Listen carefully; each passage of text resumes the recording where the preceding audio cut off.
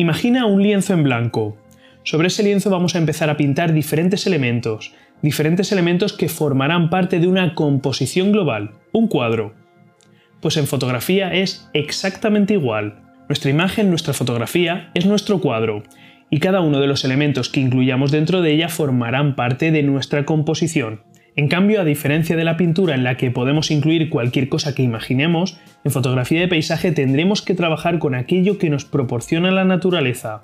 El mar, las rocas, las montañas, las plantas, los árboles o incluso el cielo.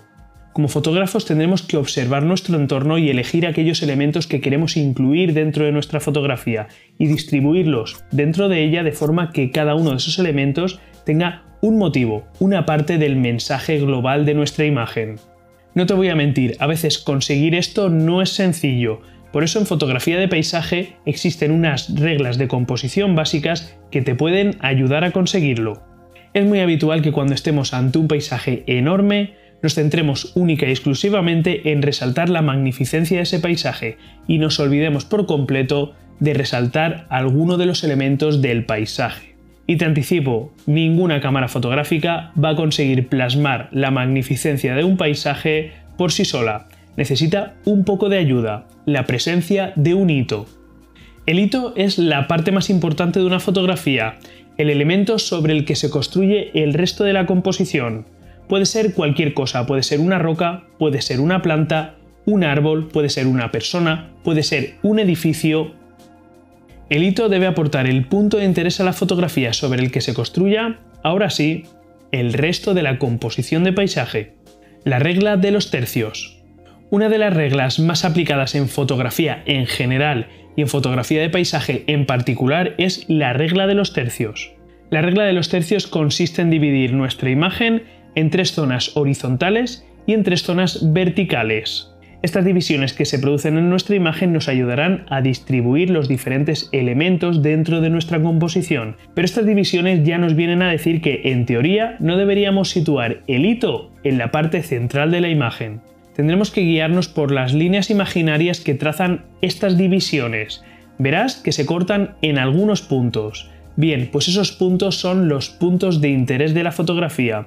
Es donde deberemos tratar de situar aquellos elementos que tengan un cierto peso dentro de nuestra composición. Si por ejemplo tenemos 2 puntos de interés muy potentes en nuestra imagen, la regla de los tercios nos dice que tendremos que colocarlos confrontados. El sol y la luna en una fotografía de paisaje son elementos muy potentes y la regla de los tercios viene a decirnos que tendremos que evitar colocarlos en el centro de la composición.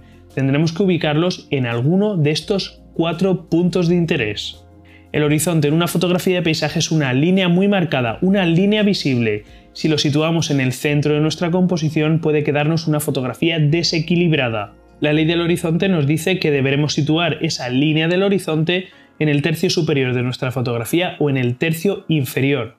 En qué tercio colocarla dependerá de a qué parte de la fotografía queramos dar más peso en nuestra composición. Si por ejemplo tenemos un cielo muy potente y queremos resaltarlo, podremos situar la línea del horizonte en el tercio inferior y darle más peso en la fotografía a ese cielo potente. En cambio, si el cielo de nuestra imagen es más soso, pero en cambio tenemos un primer plano muy potente, podremos situar esa línea del horizonte en el tercio superior y darle un mayor peso, una mayor presencia al primer plano. Pero también podemos encontrarnos en la situación de que tanto el cielo como el primer plano tengan mucha potencia en nuestra composición. En ese caso tendremos que ser nosotros los que decidamos a qué queremos darle más peso dentro de nuestra imagen. Y en cualquier caso, la ley del horizonte tampoco es una ley matemática. Podemos siempre tener algo más de concesión, es decir, si tenemos un cielo muy potente pero queremos primar el primer plano en nuestra composición, podemos dejar el cielo ligeramente por debajo de ese tercio para darle algo más de espacio al cielo. La ley de la mirada. Aquí hablamos de una regla compositiva más aplicable a la fotografía de retrato o a la fotografía social que a la fotografía de paisaje. Sin embargo, en fotografía de paisaje también es habitual introducir personas en el encuadre, así que vamos a verla. La ley de la mirada nos dice que en una fotografía en la que tenemos a una persona en el encuadre, debemos dejar aire, espacio, en la dirección en la que se dirige su mirada. Lo ideal sería guiarnos por la regla de los tercios, situar a la persona en un tercio del encuadre y dirigir la mirada hacia el otro tercio. Nos quedará una imagen mucho más equilibrada. Proporción áurea. Estoy seguro que más de una vez has visto esta espiral. Esta espiral es la proporción áurea y la podemos encontrar en multitud de cosas dentro de la naturaleza. Es una proporción directamente ligada a la naturaleza. Por ese motivo, nuestro cerebro la encuentra equilibrada de forma natural. Es muy posible que encuentres fotografías, composiciones que no siguen ninguna de las reglas que hemos ido enumerando anteriormente, pero que por algún motivo esa composición, esa imagen te resulta equilibrada. En esos casos, intenta aplicarle la proporción áurea. Puede que te lleves una sorpresa. La proporción áurea es una regla compositiva que podemos aplicar casi de forma instintiva. La gran mayoría de cámaras fotográficas permiten configurar en su display algunas de estas reglas compositivas, sobre todo la regla de los tercios y en algunos casos también la proporción áurea. Mi recomendación es que configures al menos la regla de los tercios. De esa manera te resultará mucho más sencillo componer tus imágenes durante tus sesiones de fotografía de paisaje.